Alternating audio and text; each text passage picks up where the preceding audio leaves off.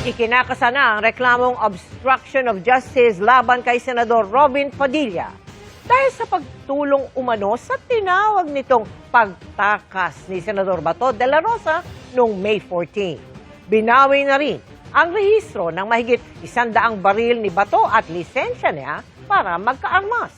Nakatutok si Ian Cruz. Nang dahil umano sa pagtulong niyang makataka si Senador Bato de la Rosa, isang reklamo laban kay Senador Robin Padilla ang ire-refer sa Department of Justice o DOJ ng Criminal Investigation and Detection Group ng Pulisya o CIDG. Ang reklamo, paglabag sa Presidential Decree 1829 o Obstruction of Justice na may katapat na kasong kriminal.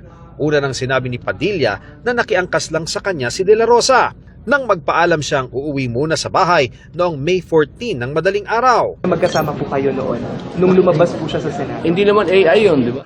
Pero lumalabas sa investigasyon ng CIDG na hindi lang basta nakiangkas, kundi planado ang nangyari. Binuntutan umano ang SUV ni Padilla ng isang sasakyang nagsilbing security escort at backup car. Tikumpasa ngayon ng PNP ukol sa buong detalye sa napipintong paghahain ng reklamong obstruction of justice laban kay Senador Robin Padilla. Bukas daw ito isa sa publiko ng CIDG. The CIDG will be conducting or will be having a press conference tomorrow morning. So, dun po natin malalaman ang buong detalye ng resulta po ng kanilang investigation.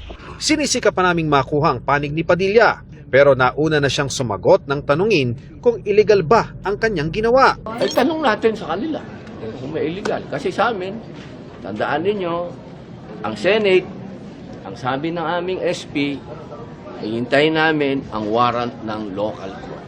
Pero sir, bukas kayo sa mga possible investigation. Eh, wala tayong magagawa. Inutos na rin ng Firearms and Explosives Office ng Pulisya ang pagbawi sa lisensya ni de la Rosa na magmay-ari at magdala ng mga armas. Binawi rin ang rehistro ng halos 100 at 20 baril ni de la Rosa na minsang naging PNP chief. Sa huling address ni de la Rosa isisilbi ang utos kaugnay niyan. Mas makakabuti po sana na ma-surrender na lang po itong mga firearms na ito at ma-deposit po sa proper authority.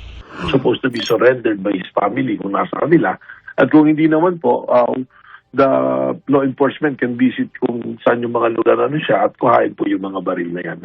Implementing Rules and Guidelines o IRR ng nasabing batas ang binabanggit ng pulisya na batayan ng pagbawi ng mga lisensya at rehistro.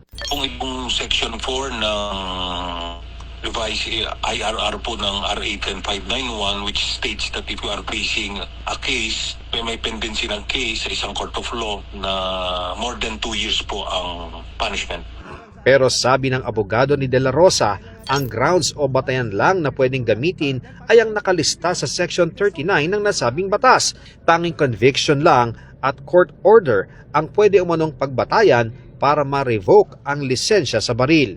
Pero hindi pa naman anya convicted si de la Rosa at wala pang korte sa bansa ang naglabas ng anumang order laban sa kanya. Ian Cruz, Nakatutok, 24 Oras.